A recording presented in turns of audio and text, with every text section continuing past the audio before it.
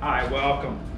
I'm out here once again with Kobe and for more training, and here on this video I'm going to be performing what I call the hanging out exercise.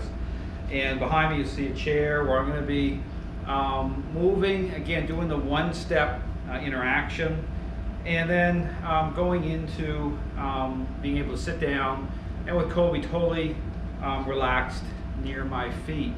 Now again, in terms of the method itself, in terms of change, again, change coming through a intentional interaction-based approach.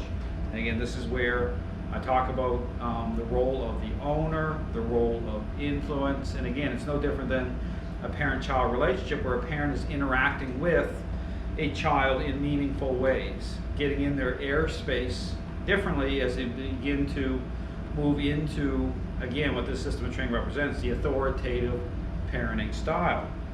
And so here with Kobe's doing really well, starting to relax more and more. And so this exercise here is part of that transition when you start to think about more and more freedom for a dog as they start to change, they start to become a follower, transitioning, what that transition will look like by way of structure, say using the crate, doing the one-step method, which turns it into more of a intentional relationship changing process. And then with the hanging out exercise, where you're starting to hang out with your dog, but still being able to communicate, still being attached to with the leash.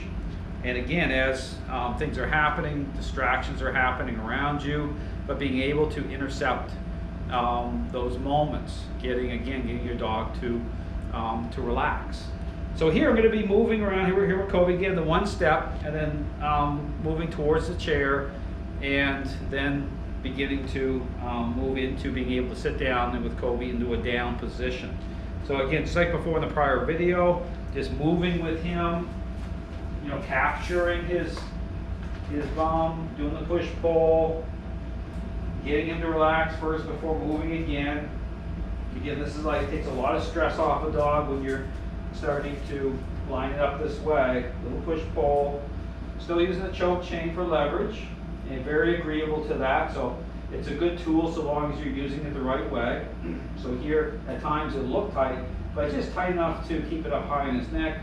And again, it's about a baseline as well. So again, you want to have just enough control happening so that, gives him comfort, actually. It gives him a sense of, hey, I'm in control, you're fine. But understand when you're doing this, when you're, there's moments I'm intercepting, there's influence happening, but, there's also in terms of when he gives, I give. So always you're releasing him enough so that he understands, the intent as to what you're doing. He comes into agreement with it. So here, same thing, because this all transitions more and more into, the intensity of the method starts to fall away as the dog starts to change into, again, off-leash response, commands after about 12 days. Get moving forward. So we're slowly making our way towards the chair. Push pull. Doing really well.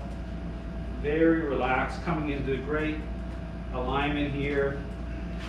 Push pull. Because I'm doing the same movements all the time. So I talk about language. It's not erratic. Okay, it's very intentional. Smooth and fluid. That's key. So here I just kind of move him around. I want him kind of facing this way. As I start to move towards sitting down, push pull first for the down, then keep pushing. Now right here, he knows the intent. So he's coming to agreement really quickly into the down. He goes down. I sit down too. But notice here with the leash, I still have influence coming through the leash. So here, I'm going to move him a little bit more sideways, because here this is all about, we talk about transitioning into more freedom. This is a kind of a pivot point of that. So here in terms of structure, at first if you have a dog holding a lot of control, he's very relaxed, which is great. Okay, if you got a dog holding a lot of control, the structure needs to be more intentional. It needs to increase. It has to correspond. So just like if you're dealing with a very selfish child, then guess what? You're putting more restrictions in place as a parent. They can't go over to their friend's house. They can't do certain things, but that's temporary. understand as change happens, just like parent-child relationship, then guess what?